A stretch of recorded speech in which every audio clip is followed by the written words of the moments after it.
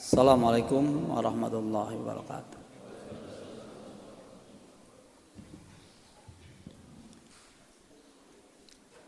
Innal hamdalillah nahmaduhu wa nasta'inuhu wa nastaghfiruh wa na'udzu billahi min syururi anfusina wa sayyiati a'malina. May yahdihillah fala mudhillalah wa may yudlil fala hadiyalah.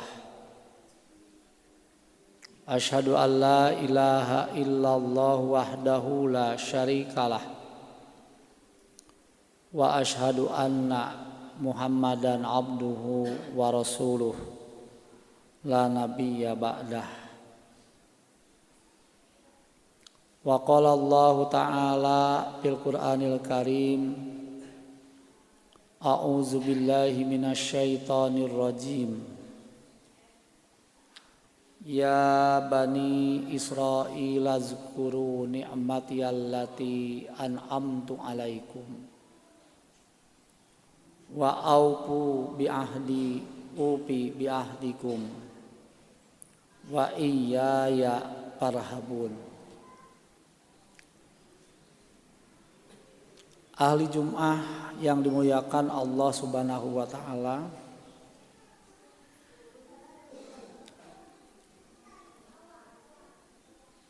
Firman Allah yang khotib bacakan barusan terungkap dalam surat Al-Baqarah ayat ke-40. Yang maknanya ya bani Israil, wahai bani Israil. Secara khusus ini dihitobkan objek panggilan ayat ini adalah Bani Israil. Israil itu nama lain bagi Nabi Yakub bin Ishak bin Ibrahim. Di Nabi Ibrahim punya anak dua, yang satu Ismail, yang kedua Ishak. Nabi Ishak. Nah, Nabi Ishak punya anak Nabi Yakub. Nah, Yakub itu diberi nama juga Israil, bahasa Ibrani. Isra maknanya sama dengan abdun. Il maknanya sama dengan Allah. Jadi Israil itu adalah Abdullah, sama dengan gelar yang diberikan oleh Allah kepada Nabi Muhammad sallallahu alaihi wasallam. Hanya kalau Bani Israil itu bukan menggunakan bahasa Arab.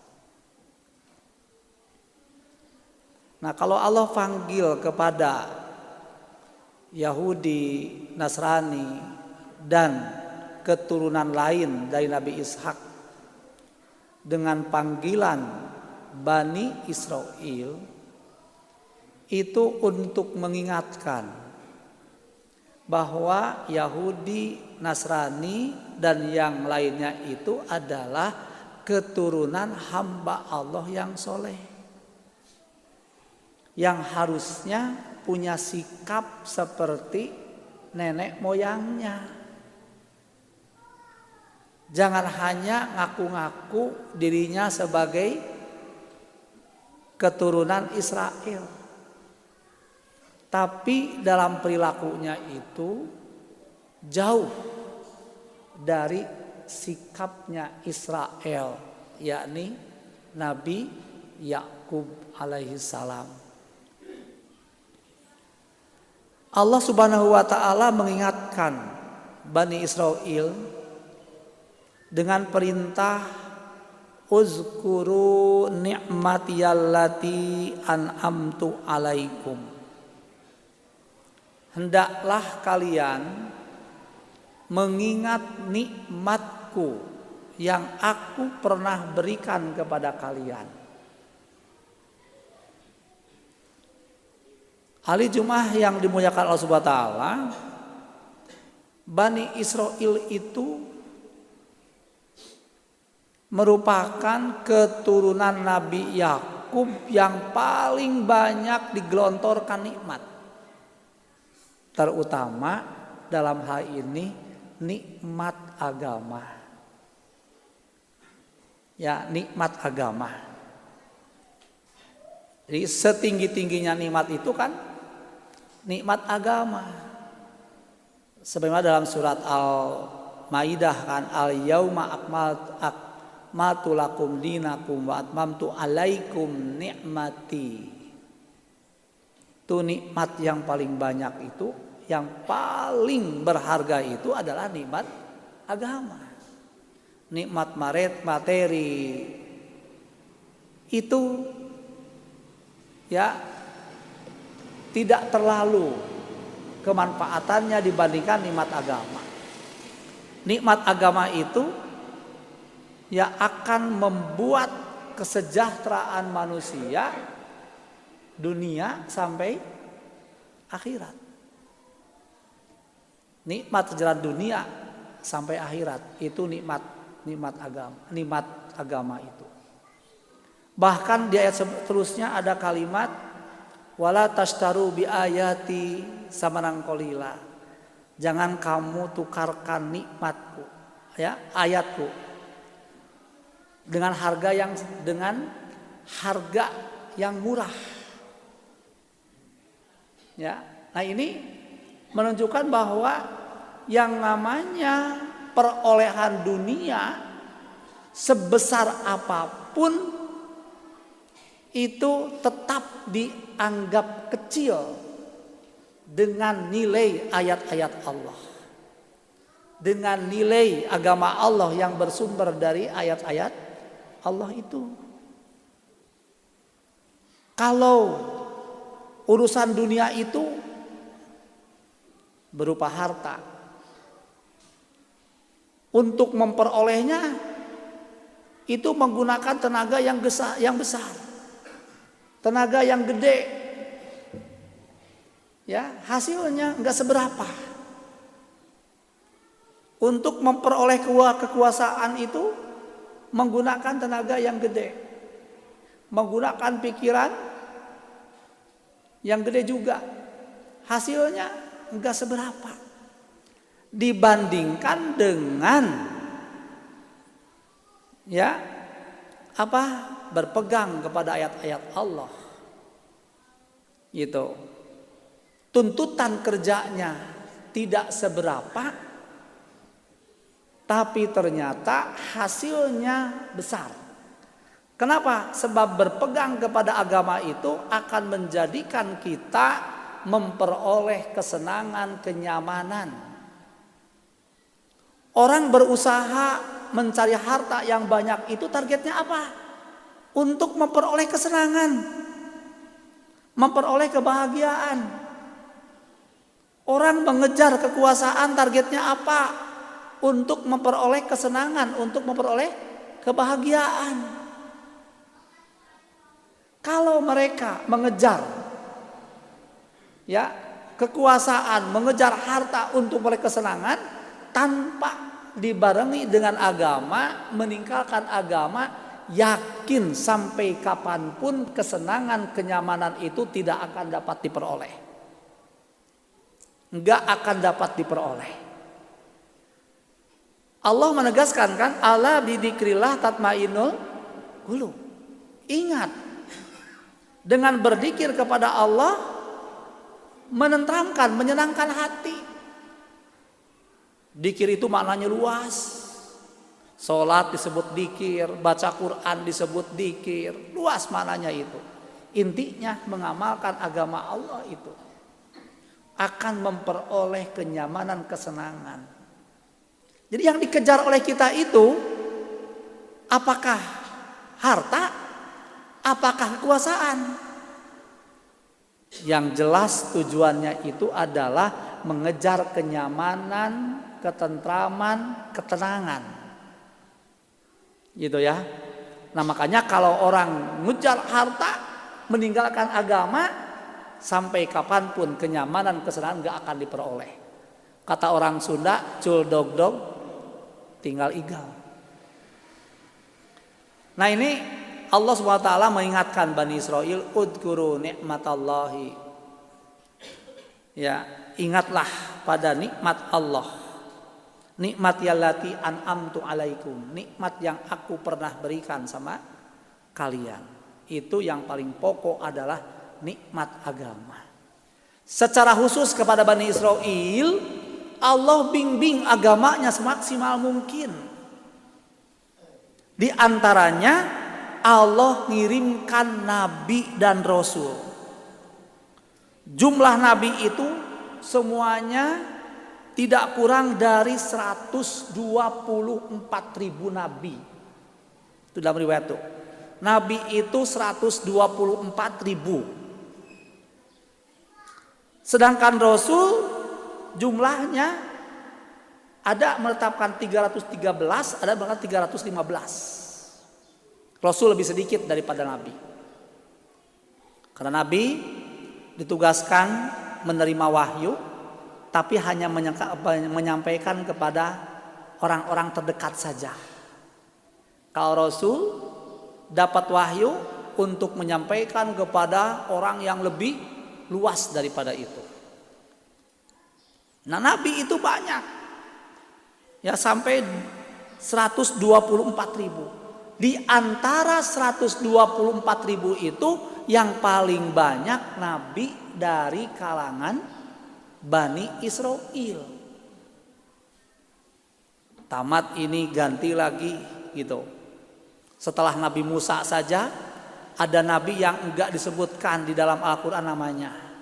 Setelah nabi itu ada Nabi Sulaiman. Setelah Nabi Sulaiman itu ada Nabi Daud. Itu. Terus berhenti nabi ini, datang nabi yang baru. Berhenti nabi ini, datang nabi yang baru. Nah nikmat yang kedua yang diberikan kepada Bani Israel itu selalu Allah selamatkan dari gangguan-gangguan manusia yang mengganggunya itu. Nah puncak penyelamatannya itu adalah dibebaskan, diselamatkan dari penindasan Fir'aun. Nabi Yakub itu asalnya tidak bertempat tinggal di Mesir. Pada saat Nabi Yusuf itu menjadi bendahara ya di kerajaan di Mesir itu, maka Nabi Yakub bersama anak-anaknya berpindah ke Mesir itu pada musim paceklik itu. Dipanggilah. Nah, ketika itu ya kerajaan Mesir Firaun itu ya memperlakukan orang-orang Israel dengan baik karena ada Nabi Yusuf. Setelah Nabi Yusuf tidak ada, kemudian nenek moyangnya sudah tidak ada, maka orang-orang pribumi merasa terganggu oleh pendatang. Yang akhirnya orang-orang Israel itu ditindas sama Firaun. Beberapa tahun, beberapa generasi. Akhirnya muncullah generasi Nabi Musa. Nah itu diselamatkanlah oleh Nabi Musa itu. Nah itu nikmat di antara nikmat yang diberikan kepada Bani Israel itu. Nikmat agama, nikmat diselamatkan dari berbagai gangguan itu. Itu nikmat yang paling besar. Ya dengan mengingat nikmat itu akan menjadikan manusia menghilangkan dari sifat hasud. Jadi kalau orang mengingat nikmat itu tidak akan muncul rasa hasud. Kalau orang tidak mengingat nikmat itu akan muncul hasud. Melihatnya adalah nikmat kepada orang lain. Kok orang lain itu dapat nikmatnya segitu, kok bukan saya? Yang akhirnya terjadilah tidak suka sama orang yang telah memperoleh nikmat lebih itu. Tapi dengan mengingat nikmat Allah, sifat hasud tidak ada, yang muncul adalah sifat syukur. Alhamdulillah saya mah mendapatkan lebih. Makanya sabda Rasul itu, undur ila man huwa asfala minkum wala tanduru ila man huwa fawqakum. Kamu jangan lihat terus ya pada orang yang lebih tinggi daripada kita, tapi lihatlah orang yang lebih rendah daripada kita. Kita ternyata masih diberi lebih. Nah, kalau Bani Israil nggak begitu. Dalam kenyataannya itu tidak ingat sama nikmat-nikmat yang telah diberikan, sehingga muncullah keserakahan. Nabi itu harusnya dari kalangan Bani Israil. Makanya ketika muncul Nabi dari kalangan keturunan Nabi Ismail, Nabi Muhammad SAW, dia hasud. Kok kenapa ya Nabi itu berpindah kepada Ismail? Yang awalnya berjanji akan beriman dan akan membela perjuangan Nabi, akhirnya janji itu menjadi tidak ada, tidak dilaksanakan. Kenapa? Karena sifat hasud itu. Maka penting sekali kita mengingat nikmat Allah. Memang ayat ini pembicaraannya juga sama Bani Israil. Tapi dalam kaidah sebutkan khitabul khas ala wahidi minal ummah yupidul umumah. Sasaran pembicaraan Al-Quran ditujukan kepada salah satu umat, itu bukan hanya berlaku untuk umat itu, tapi berlaku untuk semua. Mengingat nikmat Allah itu bukan hanya untuk Bani Israil, dan kita juga telah memperoleh nikmat-nikmat itu. Dan nikmat itu yang sangat banyak. Nikmat materi jelas kita terasa. Yang kata Allah disebutkan wa in ta'uddu nikmatallahi la tusuha. Kalau kamu ngitung-ngitung nikmat Allah, pasti kamu tidak akan bisa menghitungnya. Tapi nikmat agama juga jauh lebih besar, lebih banyak. Memang kita tidak diturunkan lagi nabi, tapi kata Rasul, al ulama warasatul anbiya, kita dibimbing oleh ulama. Makanya kalau tidak paham urusan agama, kata Allah, ya, tanya pas'alu ahla dzikri in kuntum la ta'lamun. Nikmat agama, sehingga Allah janjikan kalau kita mengikuti agama, fala khaufun alaihim wala hum yahzanun. Pasti kamu tidak akan merasa takut. Jangan khawatir terhadap persoalan-persoalan yang akan datang.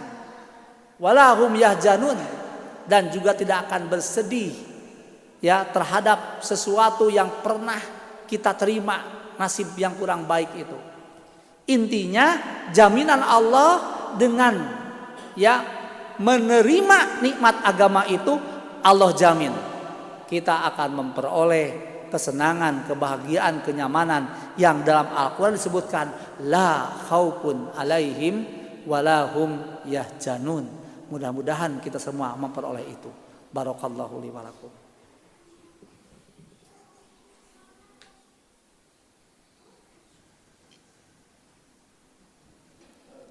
Alhamdulillahirabbil alamin wa bihi nasta'inu ala umurid dunya waddin. Asyhadu an la ilaha illallah wahdahu la syarikalah wa asyhadu anna Muhammadan abduhu wa rasuluh la nabiyya ba'dah. Yang kedua yang diperintahkan oleh Allah kepada Bani Israil itu adalah wa aupu bi ahdi, upi bi ahdikum. Sempurnakan, laksanakan janji kalian kepadaku. Kalau kalian menyempurnakan dan melaksanakan janji kalian kepadaku, maka aku pun, kata Allah, kami pun akan melaksanakan janji kami kepada kalian. Nah, apa janji orang-orang Israel itu?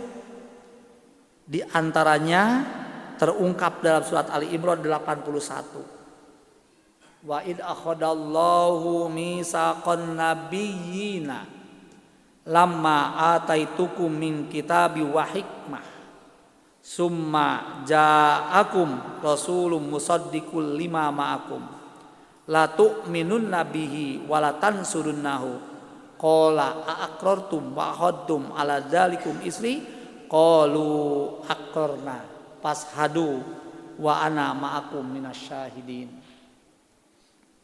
Dan ingatlah ketika Allah mengambil perjanjian dengan para nabi yang mewakili orang-orang Bani Israel ketika diberikan oleh Allah kitab dan hikmah. Lalu setelah itu nanti pada kalian akan datang seorang rasul. Kalian hendaklah beriman kepadanya dan kalian hendaklah membela perjuangannya. Gimana kata Allah? Jawabnya, ya, qalu aqrarna, kami semua siap. Kami semua berjanji akan beriman dan membelanya. Wa ana ma'akum minasyahidin, dan kami akan berbarengan dengan orang-orang yang sama-sama menyaksikan, yang sama-sama telah berjanji ini. Itu janji Bani Israel yang diwakili oleh para nabi itu. Tapi ternyata janji itu karena hasudnya itu menjadi hilang. Beriman pada Rasul tidak ada, membela Rasul apalagi. Itu diantara janji yang disampaikan oleh orang-orang Israel keturunan Nabi Yakub itu kepada Allah Subhanahu wa taala. Padahal kalau mereka masa janjinya itu, ya Allah akan memenuhi janjinya. Di antaranya tadi akan memperoleh kebahagiaan, kesenangan itu. Nah, janji itu yang telah berjanji ternyata bukan hanya Bani Israel. Kita umat Islam pun sama-sama telah berjanji. Bahkan kalau kita 2 kali janji. Yang pertama ketika kita ada di alam ruh, dan yang kedua kita ketika mengucapkan 2 kalimat syahadat. Ruh manusia kecil dan ruh manusia yang sudah dewasa sama. Enggak ada ruh dewasa, ruh anak kecil sama. Nah, ketika ruh ditanya ke Allah, alastu birabbikum, nah apakah aku ini Tuhan kamu? Jawabnya, qalu bala syahidna, iya engkau adalah Tuhan kami. Kalau mengakui Allah sebagai Tuhan, maka berarti punya kesiapan untuk mentaati apa yang ditentukan oleh Tuhan. Itu ketika di alam ruh. Ruh itu nanti akan membarengi jasad manusia. Kalau ruh sudah diisi dengan amal, oleh Allah dinamai bukan ruh lagi, tapi disebut nafsun. Jadi nafs itu adalah ruh yang sudah diisi dengan amal. Makanya di surat Al-Fajr itu kan, ya ayyatuhan nafsul mutmainnah. Bukan ya ayyatuhan ruh, tapi wahai nafas yang tenang, jiwa yang nyaman, jiwa yang tentram. Ya nafsul mutmainnah, irji ila rabbiki radiyatan mardiyah. Kullu nafsin dha'iqatul maut. Setiap ruh yang sudah diisi dengan amal itu pasti pada akhirnya itu akan maut. Ketika maut itu adalah akan menghadapi hisab. Nah, ruh ketika sudah dewasa mengucapkan 2 kalimat syahadat, itu janji lagi. 2 kali janji. Mengucapkan 2 kali syahadat berarti tidak ada Tuhan selain Allah, dan Muhammad itu utusan Allah, berjanji kita akan mengikuti Tuhan Allah dan kita juga akan mentaati Rasulullah.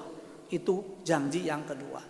Kalau ternyata itu dilanggar, maka berarti sama halnya dengan Bani Israel yang melanggar perjanjian. Tentunya kalau Bani Israel diadab oleh Allah masih dunia, dan umat Nabi Muhammad itu ya azab itu yang lebih berat akan diberikan di alam akhir nanti. Mudah-mudahan ya apa yang telah kita terima dari Allah berupa nikmat ya mewujudkan diri kita untuk bisa bersyukur kepada Allah Subhanahu wa taala dan dapat menghilangkan sifat hasud. Dan yang kedua, mudah-mudahan kita semua diberi kekuatan oleh Allah untuk selamanya bisa melaksanakan janji-janji kita. Dan mudah-mudahan Allah Subhanahu wa taala ya memberikan apa yang Allah telah janjikan kepada kita semua. Billahi hidayah wa taufik. Wassalamualaikum warahmatullahi wabarakatuh.